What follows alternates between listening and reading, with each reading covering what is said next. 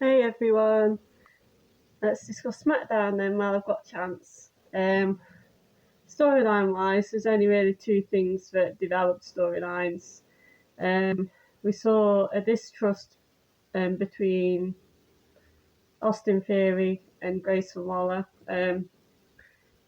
Johnny Gargano's obviously put a few doubts in his head the other week.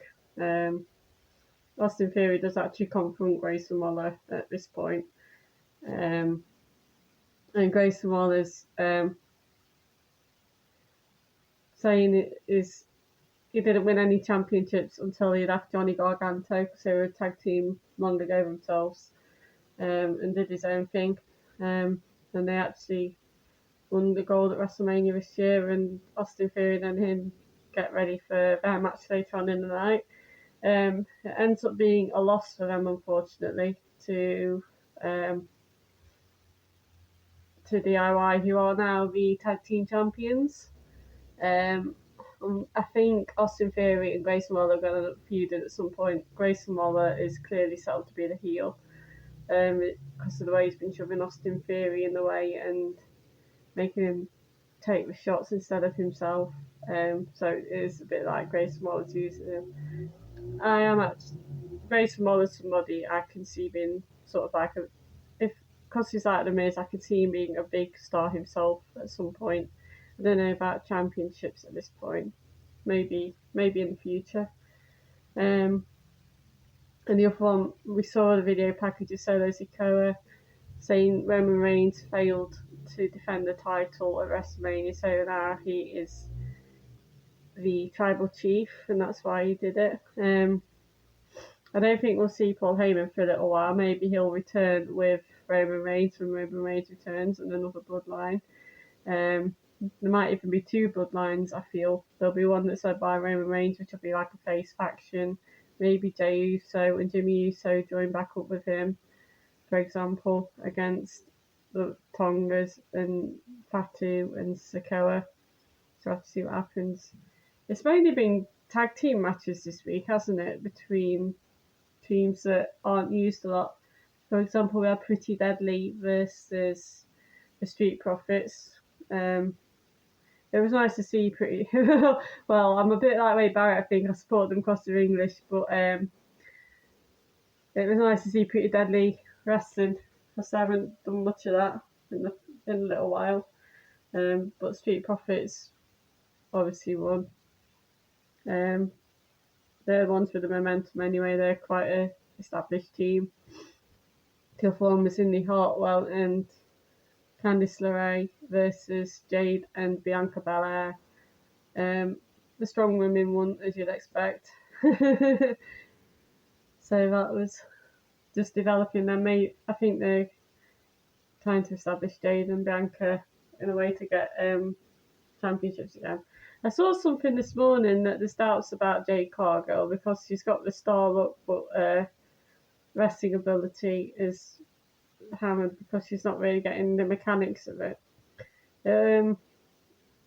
I kind of feel there is something behind that, to be honest, and that's why they probably had to drop the titles when they did. We'll have to see what happens. And I know people want to see Bianca and Jade feud at some point, but it's clearly not happening at this point.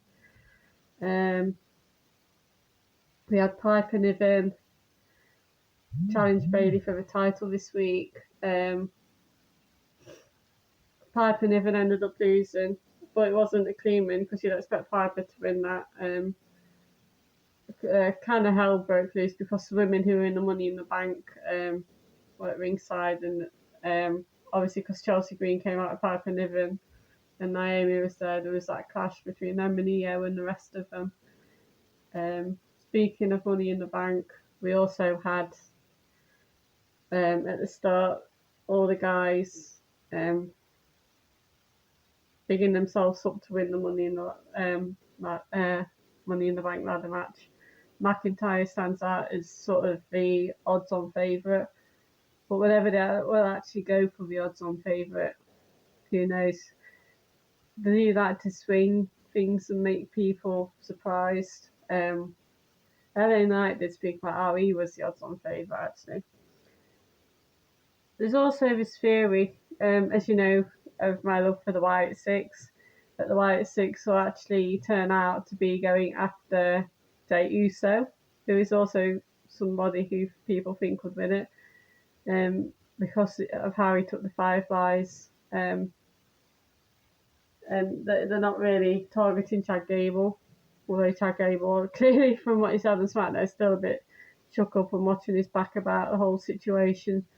It's going to be interesting to see who comes out on top, and if the White Six will be involved in the outcome of the Money in the Ladder Bank match.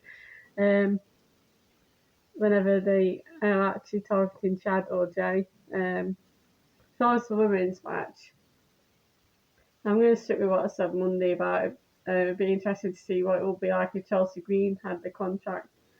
And whenever Piper Niven will play in the outcome.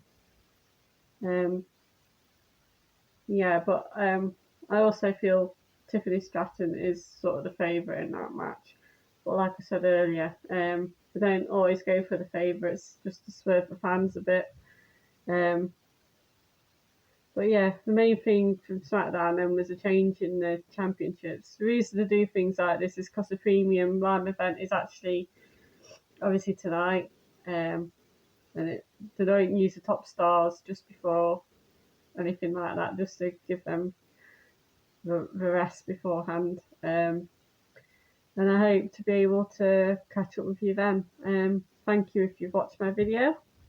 Please like, subscribe and share and everything else that you can do.